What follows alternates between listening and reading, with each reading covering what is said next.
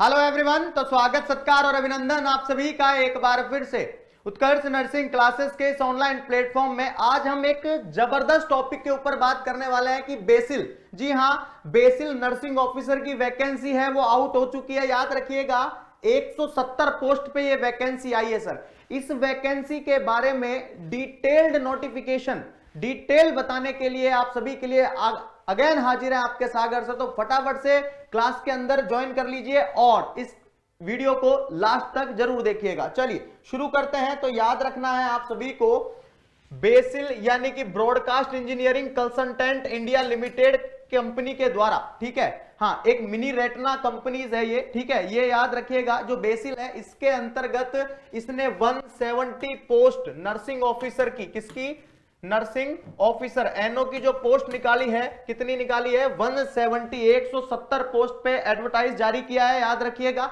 और इसके अंदर अगर कैटेगरी वाइज देखें हम लोग कि सर टोटल तो कितनी है, टोटल पोस्ट तो कितनी है, 170 है। इसके अंदर अगर अनरिजर्व की हम बात करें तो 92 है।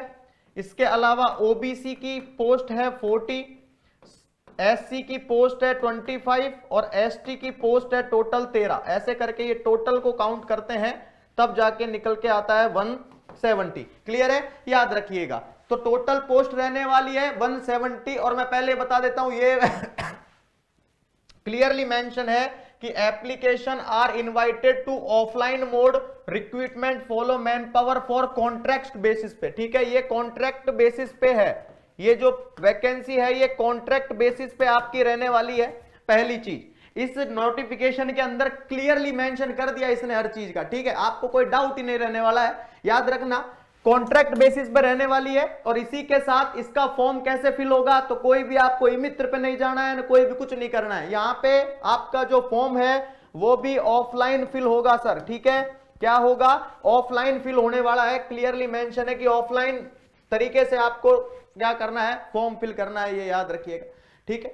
चलिए अब देखते हैं हम लोग इसके अंदर इसेंशियल क्वालिफिकेशन क्या मांगी गई है। तो बीएससी नर्सिंग या आईएनसी से रजिस्टर होनी चाहिए या स्टेट नर्सिंग काउंसिल होना चाहिए, ठीक है, इतना तो मांग रखा है। इसी के साथ रजिस्टर्ड भी होना चाहिए nurse and midwifery in state के अंदर। कहने का मतलब रजिस्ट्रेशन सर्टिफिकेट भी चाहिए भाई, ठीक है, हाँ, ऐसा नहीं है कि डिग्री से काम चल जाएगा।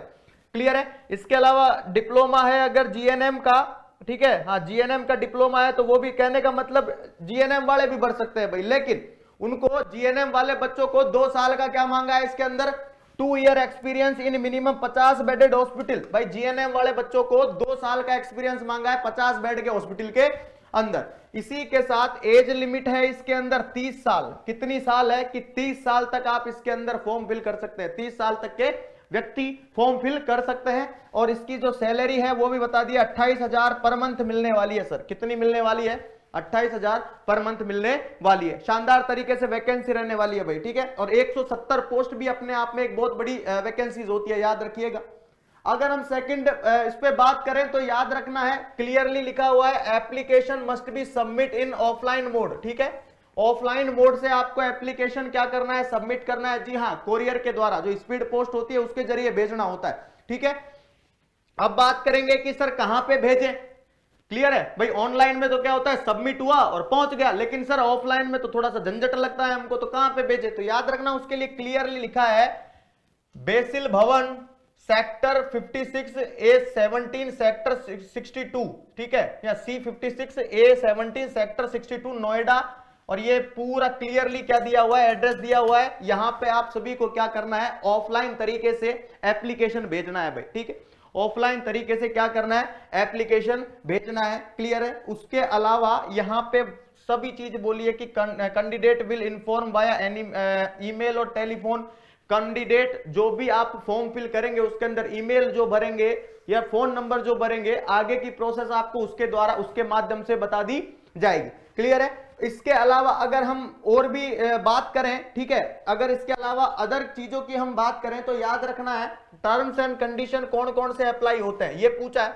तो याद रखिएगा आपको करना क्या है, रजिस्ट्रेशन तो होना ही चाहिए, इसके साथ कौन कौन सी कॉपी आपको डॉक्यूमेंट्स के साथ भेजनी होती है। तो याद रखना एजुकेशन प्रोफेशनल सर्टिफिकेट भेजना है, 10th की मार्कशीट या फिर बर्थ का सर्टिफिकेट चलेगा, कास्ट सर्टिफिकेट भेजना है, वर्क एक्सपीरियंस भेजना है, पैन कार्ड भेजना है, आधार कार्ड की कॉपी भेजनी है और कॉपी ऑफ अगर ईपीएफ ईएसआईसी अगर कोई कार्ड है, अगर कोई पहले प्रीवियस एम्प्लॉयज रह चुका है तो वो बिल्कुल क्या है वो भी भेज सकता है।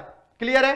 तो कौन कौन सी चीज भेजनी है? Education, professional certificate, 10th birth certificate, cast certificate, work experience, PAN card की कॉपी, आधार कार्ड की कॉपी, और अगर पहले अगर वो वर्क एम्प्लॉय रह चुका है तो ईपीएफ ईएसआईसी कार्ड की कॉपी भी भेज सकता है, ये याद रखिएगा। क्लियर है? इसी के साथ अब आता है सर फीस कितनी रहने वाली है भाई, ठीक है, फीस कितनी रहने वाली है? तो याद रखिएगा category wise registration fees applicable for candidate, कहने का मतलब है यहां पर जनरल, ओबीसी, एक्स सर्विसमैन और वुमन, यहां पर उनकी रहने वाली है 590 रुपए। कितनी रहने वाली है? 590 रुपए एप्लीकेशन फीस रहने वाली है, ठीक है, याद रखना। उसके बाद आता है एससी, एसटी, ईडब्ल्यूएस, पीएच, इनकी रहने वाली है 295। भाई जो ईडब्ल्यूएस के अंदर आता है ना भाई, सेंट्रल का किसी ने ईडब्ल्यूएस बनवा रखा है तो ठीक है, याद रखना उनकी 295 रहने वाली है भाई। कितनी रहने वाली है? 295 रहने वाली है, ठीक है। हाँ, तो फीस की बात करें तो याद रखना 590 इसकी रहने वाली है, 295 इसकी रहने वाली है एससी, एसटी, ईडब्ल्यूएस और पीएच की। क्लियर है? उसके अलावा अगर हम बात करें, अब आप बोलेंगे कि सर कौन सा फॉर्म फिल करना होता है हमको फॉर्म, तो देख लो इसके अंदर अगर हम सीधी सी बात करें तो step to be follow recruitment process of contractual employ, कौन कौन से स्टेप फॉलो करने हैं अगर इनकी हम बात करें फटाफट से, तो याद रखना application will invited eligible candidate against the advertisement. Eligible जो कैंडिडेट है वही क्या करे? एप्लीकेशन फिल करे। क्लियर है? पहला तो इसने मैंडेटरी कर दिया। Shortlist shall be done by, अच्छा शॉर्टलिस्ट भी आपको एडवर्टाइज के माध्यम से बता दिया जाएगा कि शॉर्टलिस्ट हुए या नहीं हुए। क्लियर है? The list of shortlist and reject candidates will be uploaded of BECIL, जो बेसिल की जो वेबसाइट होती है इसके माध्यम से आपको पता लग जाएगा कि शॉर्टलिस्ट हो चुके हैं या रिजेक्ट हो चुके हैं, ठीक है। हाँ, ये आपको वेबसाइट के माध्यम से पता लग जाएगा। क्लियर है? इसके अलावा याद रखना email, phone call done shortlist candidate their interview, assessment, skill test candidate. हाँ, इसके अंदर होगा क्या क्या? एक तो इंटरव्यू होगा भाई, ठीक है, क्या होगा? इंटरव्यू होगा, याद रखना इंटरव्यू बेसिस पे है। इसी के साथ असेसमेंट होगा, असेसमेंट या स्किल बोल सकते हैं या स्किल टेस्ट कह सकते हैं, याद रखना स्किल टेस्ट इंटरव्यू वगैरह से आपको क्या हो जाएगा? पता लग जाएगा, ठीक है। हाँ, और आपको ईमेल और फोन तो अपडेटेड रहना ही है, ठीक है। हाँ, बिल्कुल, कभी भी फोन या कभी भी मेल आ सकता है और आपको पता लग जाएगा। क्लियर है? ये याद रखना। Result will be declare on website of BECIL, result कहां पे डिक्लेयर होगा? तो बेसिल की वेबसाइट पे आपको रिजल्ट डिक्लेयर कर दिया जाएगा। क्लियर है? ये याद रखिएगा।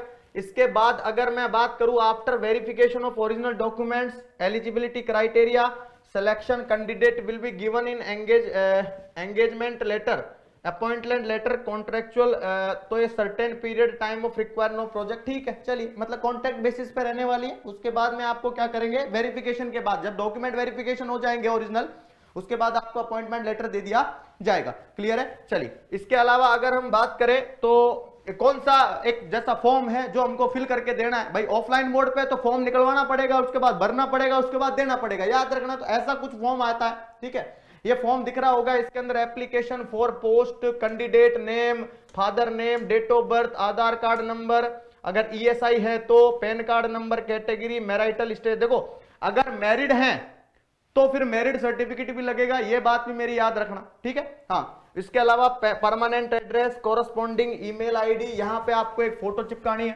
क्या? यहां पे आपको एक फोटो चिपकानी है, यहां पे फीस भर देनी है भाई, ठीक है। हाँ, कितनी फीस, मतलब आप कौन सी कैटेगरी में आते हैं और कितना फीस पे कर रहे हैं। उसके बाद एजुकेशन क्वालिफिकेशन इसके अंदर फिल कर देनी है, 12th ग्रेजुएशन, डिप्लोमा है, क्या है, ठीक है। हाँ, इसके अंदर फिर सेकंड पे वर्क एक्सपीरियंस आ जाएगा। क्या आ जाएगा? वर्क एक्सपीरियंस आ जाएगा कि वर्क कितना करा हुआ है, ठीक है। अगर कोई वर्क एक्सपीरियंस है, जैसे जीएनएम कैंडिडेट वालों को 2 साल का मांगा है 50 बेडेड हॉस्पिटल में, तो वो इसके अंदर आ जाएगा भाई, ठीक है, याद रखिएगा। इसके अलावा रेफरेंस के अंदर अगर कोई रेफरेंस है भाई, ठीक है, हाँ, अगर कोई रेफरेंस के थ्रू जा रहा है तो बिल्कुल वो रेफरेंस का नाम, एड्रेस और कॉन्टैक्ट नंबर भी देना है। क्लियर है। लैंग्वेज की अगर हम बात करें कि कौन सी लैंग्वेज रहने वाली है, तो मोस्ट ऑफ देम तो सब दो ही भरते हैं, हिंदी और इंग्लिश भरते हैं, ठीक है। हाँ, लेकिन अगर आपको अदर लैंग्वेज आती है तो बिल्कुल आप फिल कर सकते हैं, याद रखिएगा। इसके अलावा please attach self attested photocopies for, देखा याद रखिएगा, जब ये फॉर्म फिल करेंगे ना तो फिर आपको फोटोकॉपी देनी है डॉक्यूमेंट्स की, वो सेल्फ अटेस्टेड होनी चाहिए, मतलब उन सब पे अपने साइन करने हैं भाई, ठीक है। सेल्फ अटेस्टेड, खुद ही से अटेस्ट करनी है, ठीक है। एजुकेशन प्रोफेशनल सर्टिफिकेट होना चाहिए, 10th की सर्टिफिकेट या बर्थ सर्टिफिकेट चलेगा, caste certificate, work experience, PAN card, Aadhaar card और कॉपी ऑफ ईपीएफ या ईएसआईसी अगर अवेलेबल है तो, अगर सभी चीजें अवेलेबल है तो सब पे अपने साइन करने हैं, सेल्फ अटेस्टेड होने चाहिए, ये याद रखिएगा। कैसे अटेस्टेड होनी चाहिए? सेल्फ अटेस्टेड होनी चाहिए। अब आता है एक बहुत जरूरी बात, क्या आती है? अब आती है एक बहुत जरूरी बात, ठीक है। इस बात को मैंने सबसे लास्ट में इसलिए रखा है, तो याद रखना है, इस फॉर्म को क्लियरली नोट के अंदर लिखा गया है भाई। क्या लिखा गया है? नोट के अंदर लिखा गया है कि in addition to above many ensure that candidate must have qualified NORCET 7 who is appearing in first list, मतलब नॉर्सेट 6 के अंदर जो एलिजिबल कंडीशन थे, अरे भाई जो कैंडिडेट नॉर्सेट 6 के अंदर एलिजिबल थे या फिर कोई वेटिंग लिस्ट में रह गए हैं भाई, या तो वेटिंग लिस्ट में रह गए हैं या एलिजिबल हैं, वो कैंडिडेट ही क्या है, इस फॉर्म को फिल कर सकते हैं। क्लियरली मेंशन है, may also be ensure that the candidate must have qualified नॉर्सेट 6। Clear है?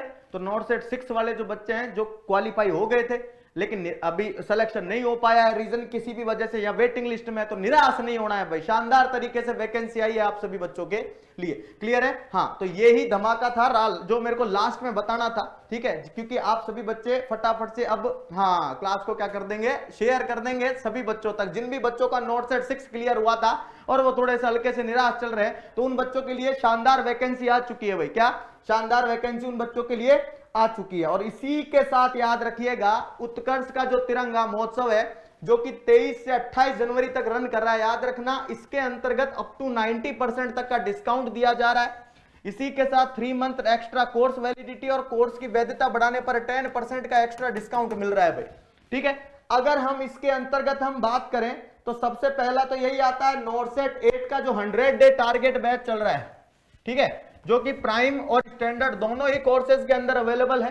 प्राइम के अंदर टेक्स्ट बुक्स आपको प्रोवाइड कराई जाती है वाया डाक के जरिए, ठीक है, पोस्ट के जरिए। और नॉर्सेट 8 का जो एमसीक्यूज बैच है भाई, कुछ बच्चों को रहता है कि हमारा थ्योरी क्लियर है लेकिन हमको एमसीक्यूज डील करना आना चाहिए, कैसे हम एमसीक्यूज सॉल्व कर सकते हैं, तो याद रखिएगा उन बच्चों के लिए भी प्राइम वाला और स्टैंडर्ड दोनों ही क्या है, कोर्स अवेलेबल है। और उसके बाद आता है राजस्थान के बच्चों की आन बान शान, राजस्थान सामुदायिक स्वास्थ्य अधिकारी यानी कम्युनिटी हेल्थ ऑफिसर, इसका 2.0 जो बैच है जो कि लाइव फ्रॉम स्टूडियो है, वो भी शानदार तरीके से प्राइम और स्टैंडर्ड दोनों के अंदर रन कर रहा है। और राजस्थान सीएचओ के अंदर जो live from Jodhpur classroom batch है, ठीक है, बच्चे कहते हैं कि जो क्लास में पढ़ाया जा रहा है वो हमको घर पे बैठ के पढ़ना है, ठीक है, तो बिल्कुल उनके लिए भी अवेलेबल है प्राइम और स्टैंडर्ड दोनों ही कोर्सेज के अंदर। क्लियर है? चलिए, तो thank you so much and again बहुत बहुत धन्यवाद आप सभी का। Thank you again, thank you.